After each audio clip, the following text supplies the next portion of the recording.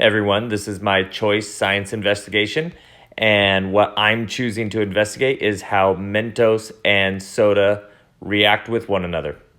So the first thing I needed to do was to formulate a question. Remember, when doing that, you need to list the independent variable first, followed by the dependent variable. So my question was, does diet soda affect the height of fizz from a Mentos reaction as compared to regular soda? So after I have my question formulated, now I need to list my variables and detail them out. My independent, dependent, and controlled variables. First, your independent variable is the variable that you have complete control over. And in this case, the variable that I'm controlling is the type of soda, whether it's diet versus regular, that I'm choosing to investigate. Next, my dependent variable is the variable that I'll be measuring. And in this reaction, I'm going to be measuring the height of the fizz, and I'm going to be sure to do that in metric units, so I'll be doing that in meters or centimeters. Finally, I want to list out my controlled variables, and remember, those are the variables that really make it a fair competition, so at the end of the day, you really know that your data is legitimate and accurate. In this case, my controlled variables are going to be the amount of soda and the type of container, which is a 2-liter bottle. The amount of Mentos, which is 6, and I want to use the exact same type of Mentos, which was fresh mint Mentos. And finally, I'm going to put the same stopper into each bottle so that they each receive the same amount of constriction that's going to exaggerate that reaction for us to see. Now, you also need to list out all the other materials that you're going to need that would help your investigation work seamlessly. In this case, I'm going to need a metric measurement wall, a camera to review the height of the reaction because I can't perform it and see it at the same time. I need glue, and anytime you have a chemical reaction taking place, you also want to be sure to be wearing that protective eyewear. Remember, it's always all about safety first. Now that I have all those beginning steps complete, I'm ready to write out my procedure.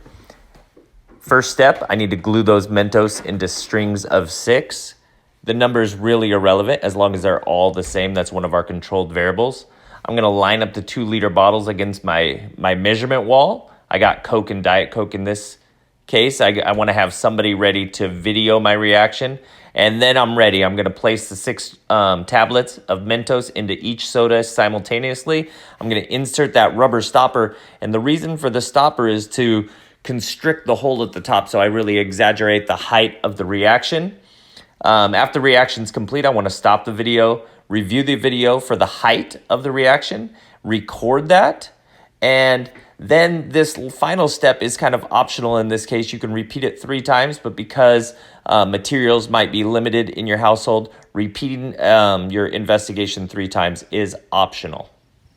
So here you can see my reaction taking place. You can see I'm wearing my protective eyewear. The one thing I wish I would have worn was also a protective coat, like a raincoat, to stop the shower of the soda on top of my head and shoulders. You can see from this reaction that the diet soda fairly significantly outperformed the regular soda, and we're going to talk about why that is later on in this presentation. Remember, recording your data is just as important as viewing your data. It allows others to review it. And so like you already heard, my Coke exploded about 4 meters into the air, with the Diet Coke exploding about 4.5 meters in the air. Is this an exact measurement? It was actually kind of more like an approximation because it went so high and was so sporadic. It was hard to get it exactly, but the video clearly shows the Diet Coke did explode higher into the air than the regular Coke. This next piece is super important and can't be overlooked. It's kind of the whole point we're doing the investigation, and that's making a science connection. And so, as you guys already heard, the diet soda went significantly higher than the regular soda. And I did some research, and that's because diet soda contains a fake sugar called aspartame, kind of like an imitation sugar rather than normal sugar. And that aspartame lowers the surface tension, meaning the liquid is able to break its bonds a little bit easier than with regular sugar, which explains why the diet soda explodes quicker, explodes more vigorously, and explodes for longer than the regular soda.